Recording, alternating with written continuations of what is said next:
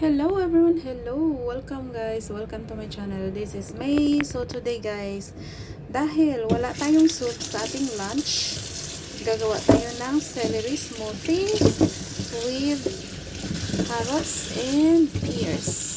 So ito siya guys, isang carrots, tapos tatlong tangkay ng celery, and mayroon tayong pears. Babalatan ko lang itong pears and hiwain ang celery and carrots para ilagay sa blender. So, usually guys, gumagawa ako ng juice. Pero today, gagawin natin is smoothie. And lagay natin dito sa ating blender. Kaya, stay tuned and abangan ninyo paano maging isang healthy ang OFW dito sa abroad. So guys, ito na siya. Nahiwa ko na. Ayan siya ang ating celery. Ito ang ating pears. Yes, yan ang ating pears. Pears and carrots. So, I slice them ayon sa aking gusto para hindi mahirapan ang ating blender. Right. Yes, para hindi mahirapan ang ating blender guys. So, ang gagawin natin is lagay lang natin dito sa ating blender. Ayan siya. Kunti lang muna guys. Para maging ano siya. Mag starter baga. So, mamaya na ako maglagay ng carrots. Kasi yung carrots is mahirap siyang i-blend. So, ito na ang ating blender guys. Siset lang natin. And takpan.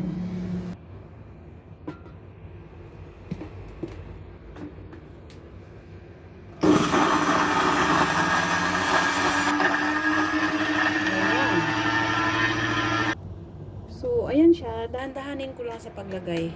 Kasi nga, hindi niya kayang i-blend kapag sobrang dami. So, mamaya, maglagay tayo ng soya milk. Yes. Ayan na siya. So, I will add some soya milk.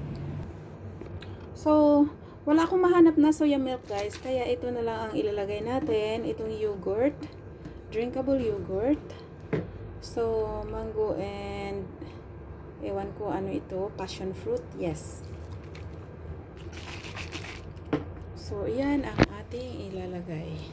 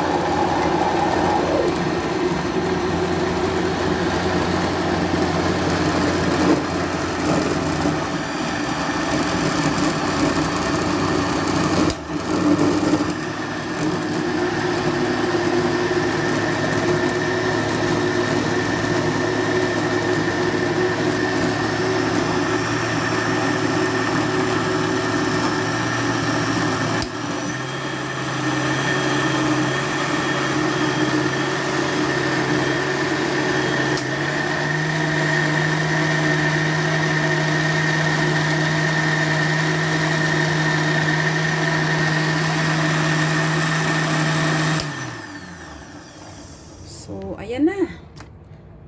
Looks good guys. Carrots, celery, and pears. So, tingnan natin anong lasa. So, ready na guys. Ready na para sa ating lunch. Ayan siya. Parang 2 cups ang nagawa ko. Mayroon pang sobra. Super dami guys. Anyway, that's for my lunch. So, tikman natin guys, tikman.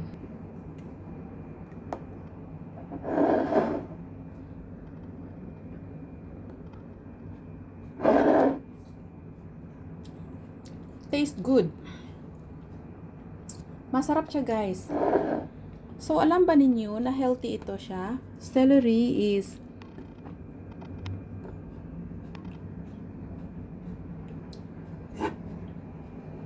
ano siya guys? Anti-inflammatory. Plus, nakokontrol pa niya yung blood pressure. And rich in fiber din. Yes, rich in fiber.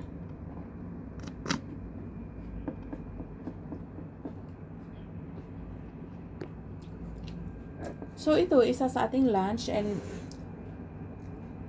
magra-rice ako ngayon, guys. Yes, kasi gabi hindi na ako kumakain.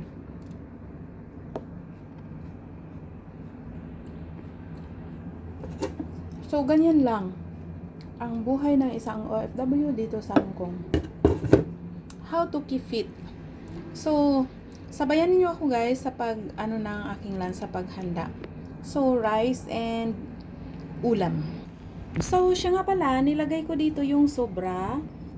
Kasi nga, it's good for 2 cups ang ginawa ko. Kaya, dito natin ilalagay and i-keep natin para sa mamayang hapon. So, mamayang gabi guys. So, that's our extra na celery smoothie with carrots. So guys, ito ang ating ulam for today's lunch. Nirehit ko lang siya guys. Ulam ko ito kagabi. Onion legs. Yes, onion legs. Yung malalaking puno ng onion. Tapos, in-stir fry sa minced fish. Ayan siya. Minced fish na parang cake. Or minced fish omelette. Omelette, yes. Tapos, hiniwa ko lang ng strips and in-stir fry sa onion legs natin. Kaya, yan siyang ulam ko ngayon.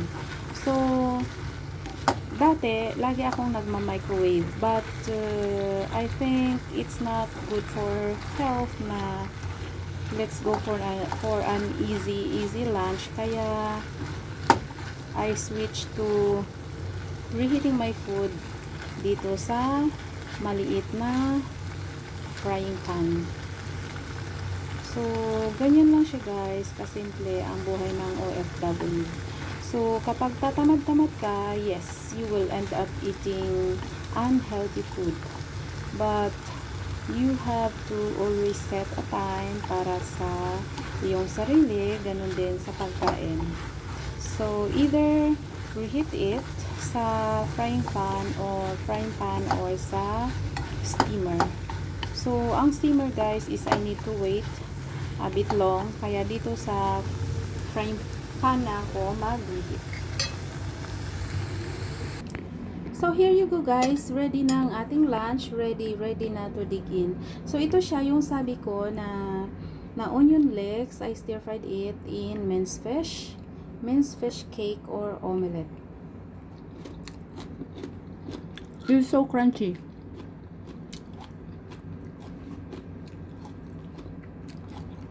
Masarap siya guys, yes. Ewan ko kung alam niyo yung malalaking dahon ng onion, ito siya. Then, simply gumawa lang ako ng kanyang sauce para medyo maging siya, maging sticky. And, ito siya ang ating drinks na ginawa ko kanina. And mayroon tayong mung bean guys. Mung bean. Itong mung bean natin is para siyang guys, munggo natin, munggo pala. So, ulam namin ito noong nakarang araw din sa sa community kung saan ako nagstay during day off. So, may kalabasa ito siya at saka alugbate. Look, masarap siya guys, super. And may chicharon and shrimp.